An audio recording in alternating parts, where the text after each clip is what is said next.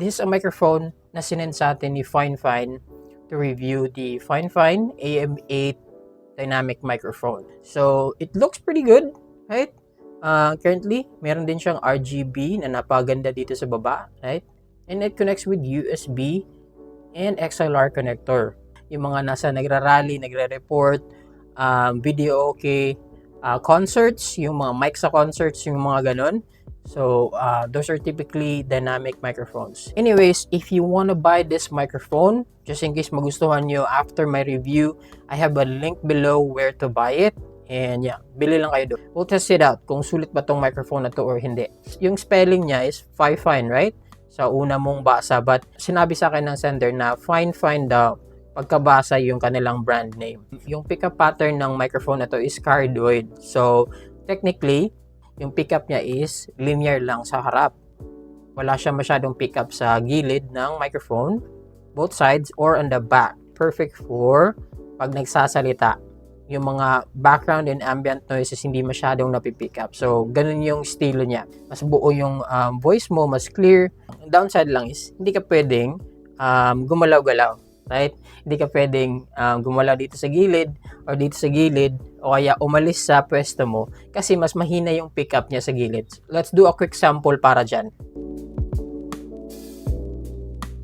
Okay, so nakaharap ako, di ba? Nagsasalita. Kung dito ako nagsasalita sa gilid, kunwari, nandito sa gilid ng mic, I believe mahina yung dinig nyo sa akin ngayon.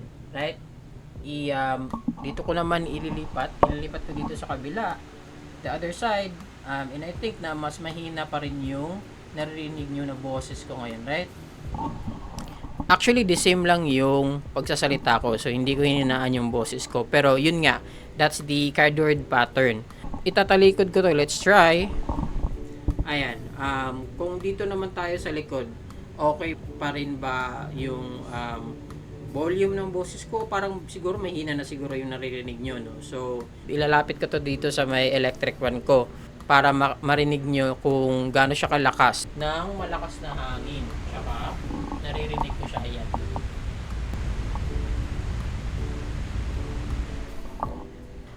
Mas klaro yung boses ko and hindi naririnig yung mga background noises. So, ayun. This microphone comes in with a 6.5 feet USB-A to USB-C cable. So, ito, USB-C for it to be connected on the microphone. Ito naman yung other end ng connector. So, ipa-plug mo dun sa computer or laptop mo. Even the PS4 or PS5.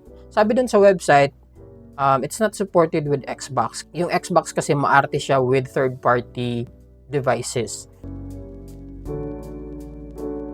I-max out natin yung mic gains natin para rinig na rinig yung boses natin. Tapos, nasa mga 40% lang yung gameplay. Dito tayo sa sound settings, dito sa computer mismo. Yung recording naman natin and sa properties niya for the levels, it's 85%. Pag marunong kang gumamit ng Warlock, malakas din to.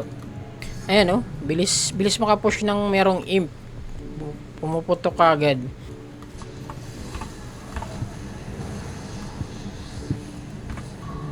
Patay siya dyan. Parang nababasagan na kami ng lanes. Lumalakas na yung mga kalaban namin, ha. Sinadya ko yun, hindi ko binasag. Kasi, wala lang. Gusto ko magtagal yung laro. Pinaglalaroan ko lang sila, eh. We're making content dito sa desktop. We're trying to record vlogs or like talking head, explaining yung mga recommended products natin. So, this is the GT30 Pro 5G. Malapit na itong ilabas. Kaka-release lang nito sa other parts ng Asia. I believe Malaysia first, tapos nirelease siya sa Indonesia on the 23rd. So, May 23rd, meron siyang gaming triggers kagaya nung sa Nubia Neo lineup, Dimensity 8350 Ultimate, just like the Note 50 Pro Plus 5G, meron siyang gaming triggers and gaming look plus yung parang gaming lights niya rin sa likod. Mas marami. So may black, meron ding white. I really like this feature if you want a game. So yun, pwede nating i-check tong phone na to. If you're looking for a gaming phone, a budget gaming phone na napakaganda ng mga feature, I think this would be it. Yan, so we're gonna do some recording ngayon. Kunwari, this is a sample recording of our podcast, episode 1, titled na Fine AM8 Microphone Review. Let's check kung maganda ba yung sound quality nito pag nagvo-voice recording ka lang. So, you're not using videos.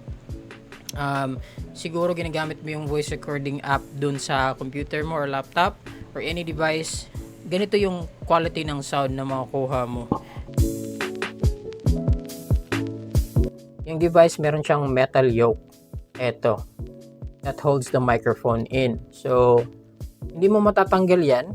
But yung base, yun yung natatanggal mo. It has a very sturdy and heavy metal base na pwede mong ikutin para matanggal.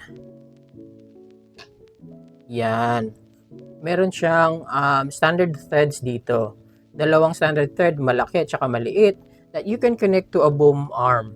Let's go ahead and connect it here to this boom arm. So, tatanggalin ko yan, and it has the same standard thread na maliit. Yan. Connected na yung Fine AM8 microphone natin sa ibang microphone boom arm. The base also has a anti-slide rubber feet. The overall build quality of this microphone is pretty solid. The foam cover is also firmly secured dito sa microphone. Now, matatanggal mo to. You can actually slide it up, ganyan.